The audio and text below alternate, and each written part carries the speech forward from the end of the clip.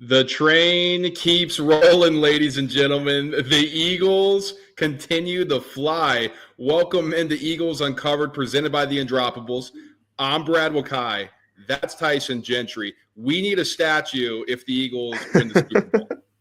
Well, if they don't lose between now and then, we can start talking about it. Right now, it's just purely coincidence. But they are undefeated since we started this thing. It was a little shaky first couple of weeks, but the train's rolling, man. It really is. The Eagles look really good. So we got a big show for you guys today. We're going to talk about what just happened in the Commanders game. We were thinking we could do something after the show, and life gets in the way, and so we're here recording now. So we'll break down the Commanders game. We'll look ahead to the little NFC temperature check. Where do the Eagles fit now? That's a huge thing. At 8-2, and they've just cannot lose right now. And then we'll look ahead to the Rams' huge test, right? Matt Stafford, we know what happens, but we saw what happened last year. So we'll get into that. But Tyson, how are you feeling, my man? I know we've had different thoughts on where we're at with this Eagles team, but where are you at? I'm good. I'm still probably not quite as bullish as you on this team, but that's just because you're a couple weeks ahead of me. I'm a slow mover. I had to take in all the info just to get on the train. I barely got my ticket, but I'm here too. I'm just in like the back car. You seem to be driving this thing. It's crazy because I'm normally the Negadelphian here, and whenever the Eagles start looking good, I'm an early adapter. But whenever the Eagles start looking bad, I hold on to it. I'm like, no, they're not as bad, and so we balance each other out that way. Yeah, Brad still thinks Sixers are going to win 60 games this season. I want them to tank for flag, man. Let's go. Capture the flag. Just start tanking, baby. All right, that's enough Sixers talk for an Eagles pod here. We don't need to subject these people to that. Probably enough Sixers talk for the rest of the year. So let's get into this, though, because the Eagles are carrying the city. They come out, Tyson, and it was a slog, right? I mean, we'll kind of get into the offense, but 7-3 at halftime, Eagles trail. We had some missed kicks. Offense kind of looks a little sloppy. Jalen Hurts missing some throws here and there. And then all of a sudden in the second half, it just felt like the Eagles were just knocking on the door. And all of a sudden, Saquon Barkley kicked that thing in, and the Eagles go up 26-10 in the fourth quarter before a late touchdown by the Commanders pushed this thing to an 8-point win. Yeah, and it felt like, you're getting PTSD a little bit from the collapse a year ago, or even just at the start of the season with how slow that offense was moving. That's a short week against a good football team and a good coach, especially on the defensive side of the football, and Dan Quinn. So that was to be expected a little bit. Some of the things, we're going to hammer on and still need to be cleaned up. Jalen holding the ball maybe a little longer. We're going to talk maybe he's not seeing the field as clearly because his guards are 6'8" and 400 pounds, and it's tough for a 6'1" guy to see the outbreaking stuff towards the sideline. He didn't have his best game, and it didn't matter because they were able to break the dam, and I think that is a massive feather in the cap for this team, because a year ago they couldn't do it. No, I completely agree. And that's your theory, by the way, folks. That's Tyson's theory on the guards thing. I still think Jalen Hurts is a slow processor. So we have differing opinions on that. But let's get into it now, because it's a lot of people have had time to digest. A lot of people have time to have their feelings about the game. So we don't need to go into that and how we were feeling. Let's talk about some X's and O's.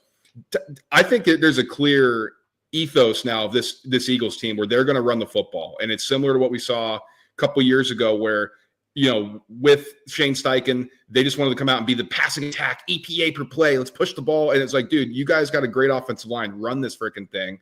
And it was a little bit like that last year. We just, DeAndre Swift, we've had, people have had their thoughts on him. But when you have Saquon Barkley and he's performing at this level with this offensive line that is moving people, there is a clear direction that they are going to run the football and run it late in the game and just wear on teams. And Tyson, that came from the offensive lineman themselves. They went to Sirianni and said, let's run the ball more. And to Sirianni's credit, I know people are like, what does he do? Oh, he sucks. He doesn't do anything. He listened to his players. It's almost like he respects them. It's almost like they respect Sirianni. And next thing you know, this Eagles team is red hot at the perfect time in the season. Yeah, and it's tough right now for all of you prop bettors out there, and you keep hammering these A.J. Brown props or the Devontae Smith props, maybe some Dallas Goedert action. This is a team who's 32nd in the league in pass attempts right now. Pass success rate is obviously much higher than that, but this is what you have to get used to. This is a franchise that every fan around the world has been pounding run the ball now for the last pretty much 15 years, it feels like, in Philadelphia. They were sitting outside the facility with signs a year ago saying, run the ball, Nick. He listened, and it's been fantastic. part of it is that you have 26 and you have Saquon Barkley, so that helps a ton. But we saw what this running game looked like with Miles Sanders and DeAndre Swift, and it wasn't quite as explosive as this, but it was still good. And this is a run the ball, win the game podcast, people. I mean, look around the league right now, and you can kind of point to the teams that can't run the football, and it's got some correlation there with record.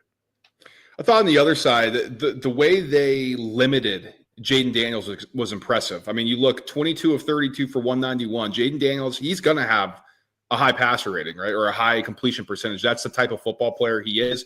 He takes the right read normally, but that played into Vic Fangio's defense, right? Take the underneath. Let's go rally to the football. Don't push the ball down the field. That's what Commanders had been doing. Eagles took that away.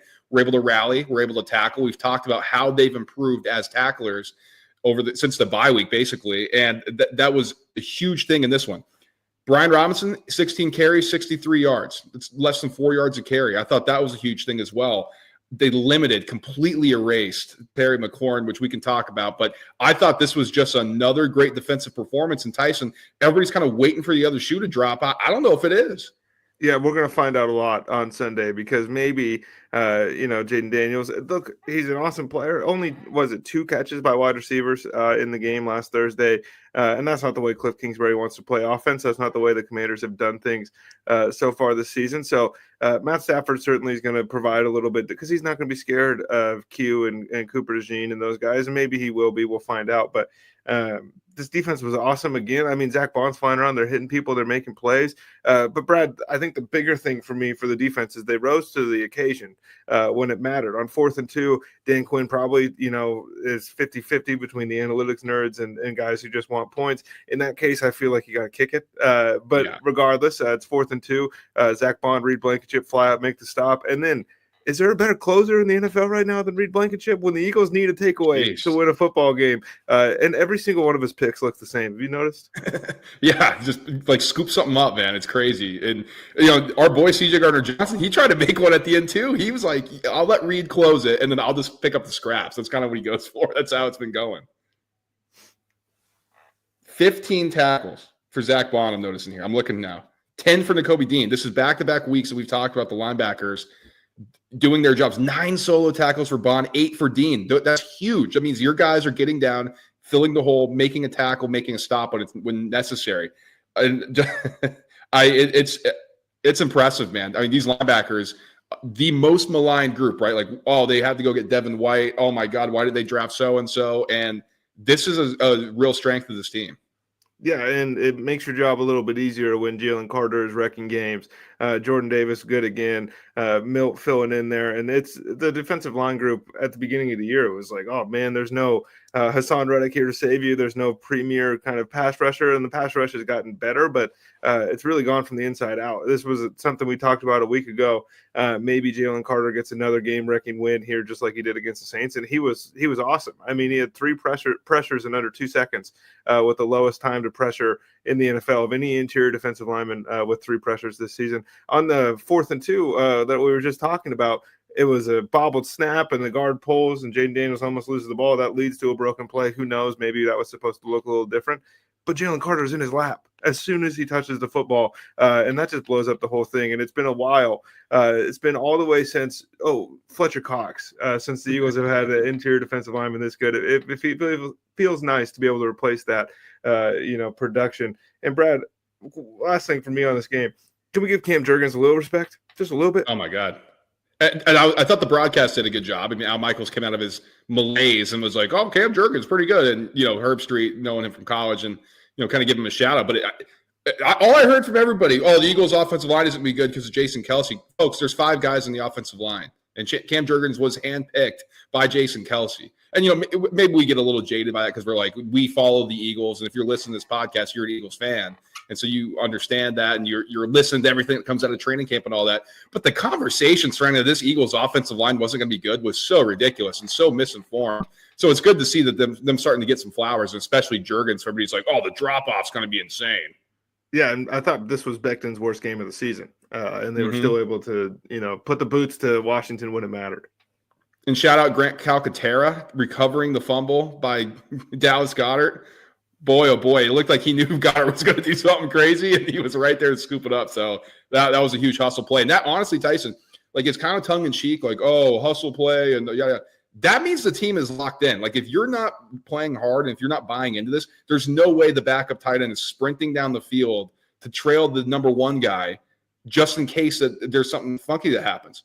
Because if the Commanders do recover that, I mean, we could be looking at a different game. I don't know if there'd been a different outcome, but that was certainly a huge play in the moment. And when Calcaterra recovered it, it was like, that was the dagger in the heart of the Commanders. And even if it doesn't change the outcome, it changes the conversation that we're having right now because the Eagles can't hold on to the football. It's like Quez Watkins lost one similarly against Washington a couple years ago. But this is a nice little segment or segue here into our next segment because, Brad, a year ago, the team that was 10-1 probably doesn't make that play. And it feels to me that right now at 8-2, they are a mile better than they were a year ago. Oh, completely agree. And the segment that you're shifting us to is where they stack up in the NFC.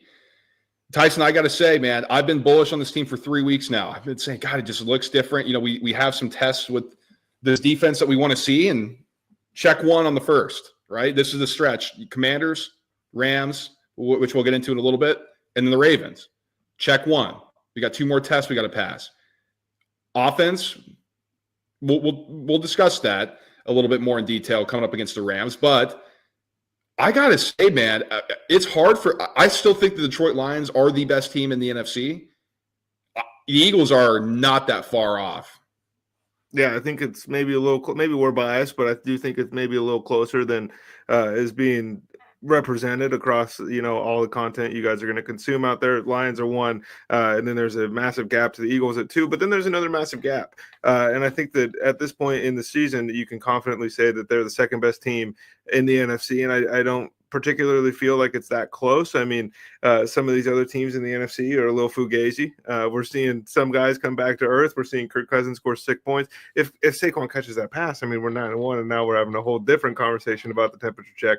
But compared to where they were in that Tampa Bay Buccaneers game to just a couple months later, it does feel this thing is on the upswing, and this isn't a team that's peaking. And I think that is most important because it does feel like there's another level that offense can reach.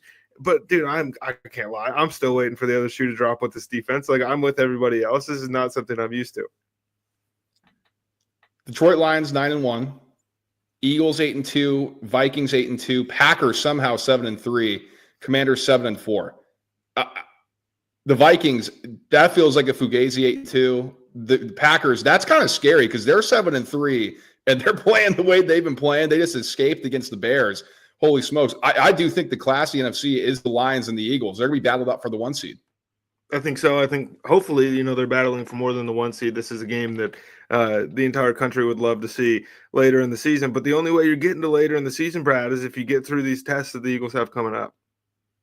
Yeah, and the Rams, Tyson, Cooper Kupp's healthy. He just went off last weekend. We're kind of waiting for that. Puka Nacua continues to be an elite route runner, an elite getter opener, for a lack of a better term on that. I mean, he just creates space, right? Like he's just one of those guys like Antonio Brown, Chris Godwin. You just kind of go through some of these top guys who are in the slot or outside. They just always find a way to get open, and he continues to do that.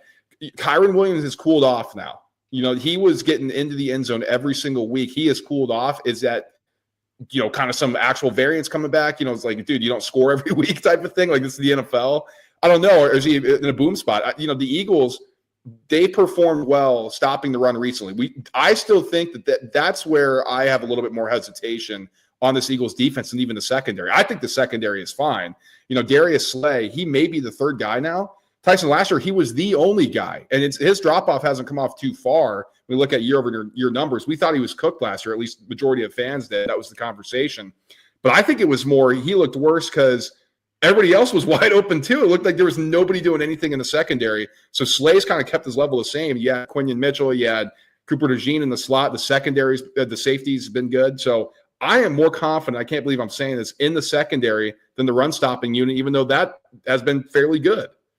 Isn't it funny that, the Philadelphia Eagles have a 32 or 33-year-old corner, and people are upset because he's not making the game-breaking plays. Look, James Bradbury's making a bunch of money to be on this team, and nobody seems to care. Slay's doing the same thing, but he's playing, and all of a sudden it's an issue. I think he's been just fine this season. I do agree that I think the run defense is a little bit scarier, but this is a Sean McVay matchup here that Vic Fangio has traditionally done pretty well in against basically all these McVay offenses and McVay offshoots that have popped up around the league. You ask all of them, they're going to tell you that Vic Fangio presents kind of the biggest problems for them.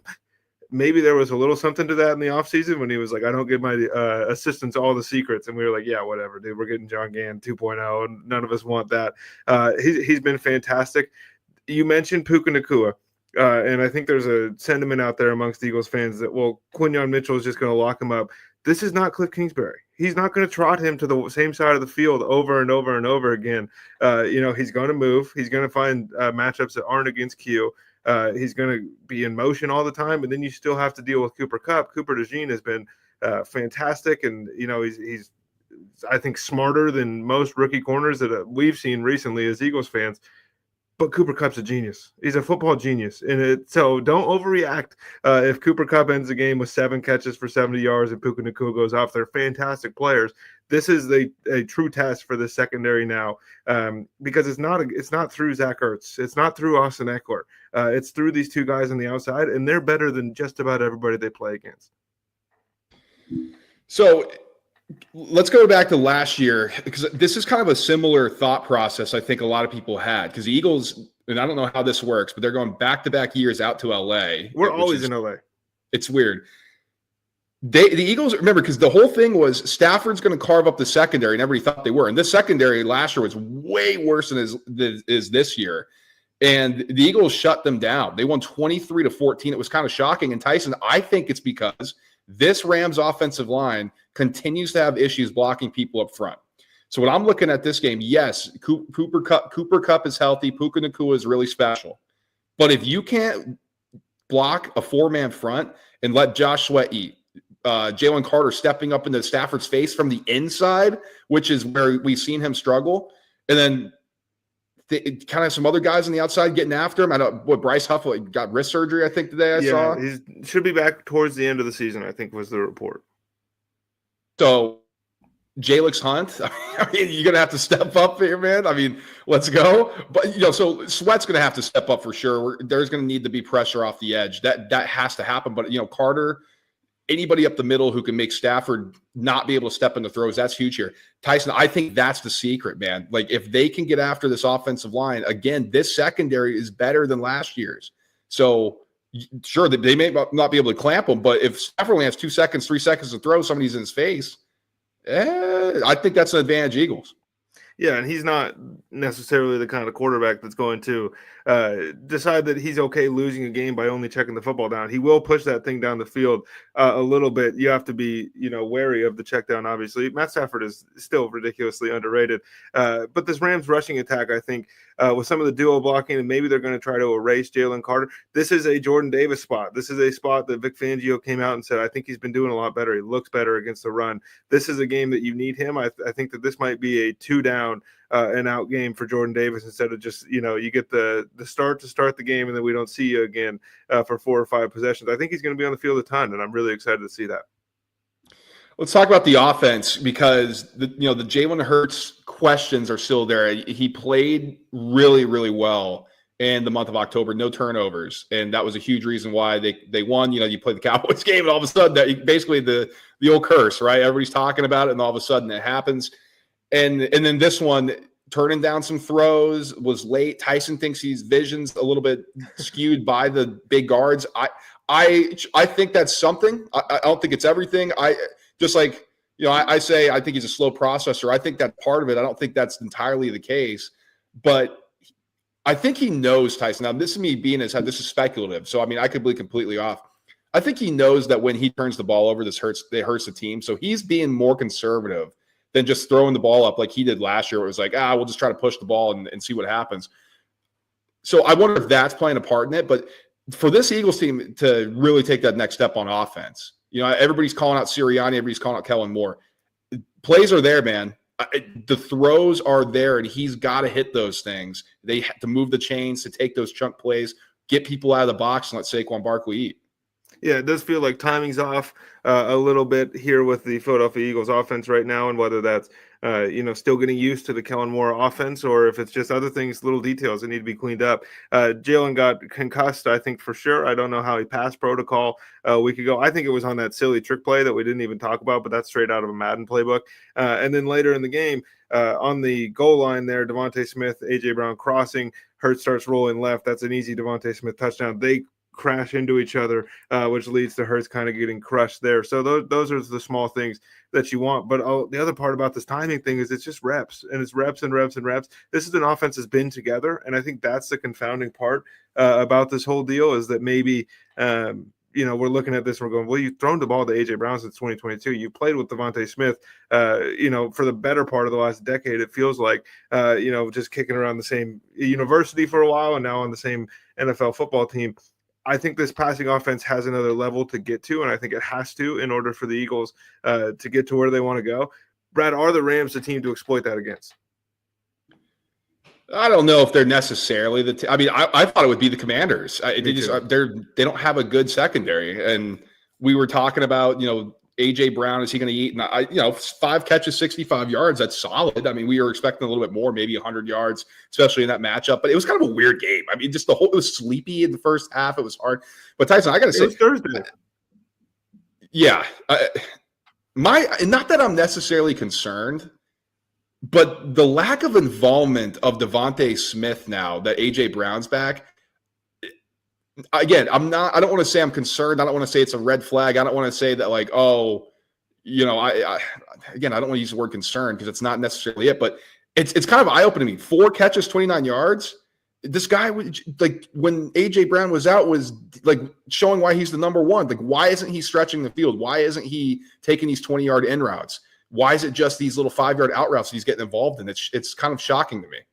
Yeah, and I think Jalen misses him more consistently than anybody else on the team, and maybe they're in the game plan. He's probably supposed to walk out of that thing with 7 for 70 at some point. It was also his birthday, so I was thinking Nick Sirianni loves the narrative. He's going to feed Devontae Smith, and it's going to be fantastic. So maybe I'm one of the jaded bettors that I mentioned earlier in the show, but I do think that they have to get him more involved because Brad, it's awesome to run the football and kill everybody that way, and I think that's the most aesthetically pleasing style of football to watch. Saquon Barkley is 27 years old right now.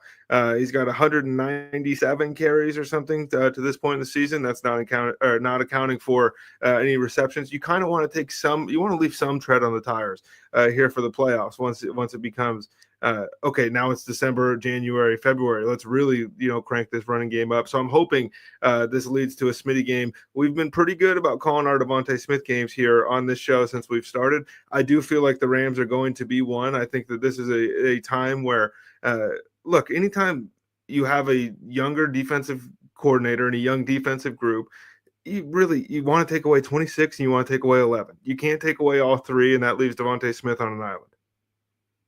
Let's go through this before we get into some predictions here, Tyson. I love looking at these advanced stats. I mean, this is interesting to me because the Eagles rank 10th in sack percentage on defense. The Rams 11th. Jared, actually, they're tied 7.8%. So it's kind of a similar output on getting after the quarterback and getting him on the ground. I mean, Jared Verse has been awesome for the Rams. This was a battle between the 2 Rookie of the Year favorites, Quinton Mitchell and Jared Verse. So we'll see what comes out of this here. But this is the best offensive line they faced. I mean, Jordan Mailata's back now. This will be a second game, so knock some of that rust off. I mean, maybe Mekhi Becton is starting to get figured out by defensive coordinators how to attack him. He's still a first-round talent, right? Maybe it's just a bad game. People have bad games. And so that could be something here because it's really been Verse and, a couple guys in the middle, Byron Young and all that. But I think that the Eagles should be able to have a clean pocket against these younger guys. You would imagine so. And on the flip side, the Eagles should be able to attack. Tyson, EPA per play wise on offense, Eagles, they're up to 6th. I mean, there were some bad performances this past weekend, so that might have played into it. But 6th, right? They've been consistent. I know people have been yelling at them and it sucks. The Rams, everybody thinks high flying. They're 16th in EPA per play, so that's something to note. And then on the defensive side of things, we've talked about how the Eagles have been good. They're a 4th in EPA per play. They have really taken a leap forward.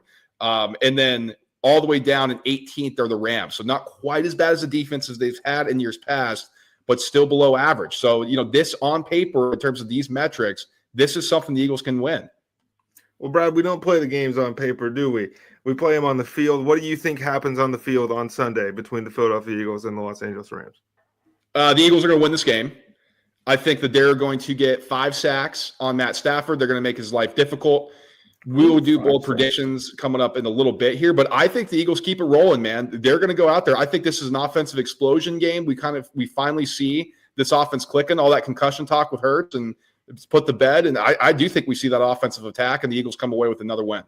First of all, wild by you to throw out 5 sacks before we even get into bold predictions. That's just like a baseline here for you. I'm excited. I think you're going to go to like 11 or 12 in the bold prediction segment. I think the Eagles win this football game too. I mean, you can't really understate the mini bye. I think this is huge for this team.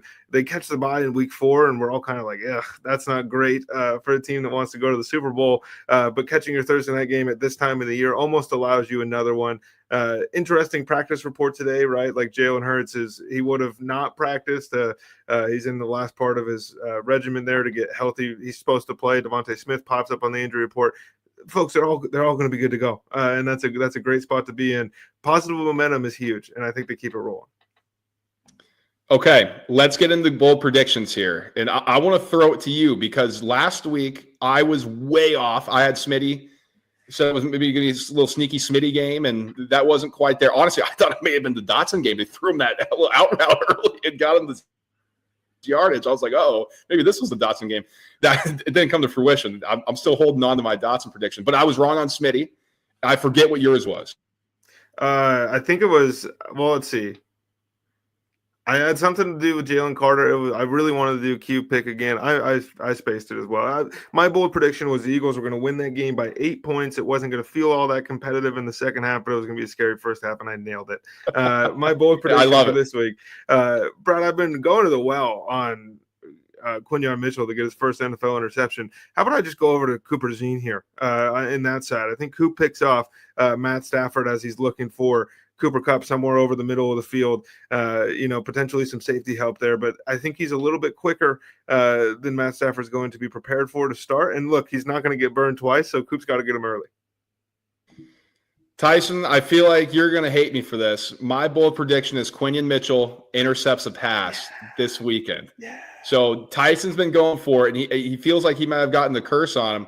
He finally let him free, right? He's going for the other rug. Yeah, I'm just trying to respect the kid. I want him to let him be great. It's funny you say that him and Jared Verse are the 2 defensive rookie of the year, candidates right now, or at least the front runners. And that's true. But one of them is having a good rookie season, and the other one's a freaking all pro, people. I mean, what are we talking about?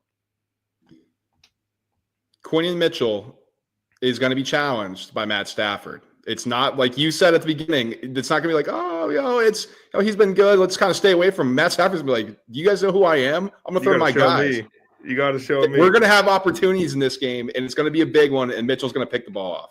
I love it. I cannot wait to come on here next week when neither one of those guys get an interception, but the Eagles keep this train rolling. That's what we're looking for. We both think the Eagles are going to win. They have been undefeated since we started this podcast. I'm knocking on wood. Ladies and gentlemen, I am not the mush here. I am not the mush. I'm known to be in the past, but we're just good vibes, good juju here. We're no longer the Negadelphians. We'll see how they look after this weekend. But thank you guys for tuning in here to the Eagles Uncovered, presented by the Undroppables. We will be back breaking down everything that we saw in this game next week, hopefully with another winning week for the Eagles. So we'll talk to you guys next week. Enjoy the game.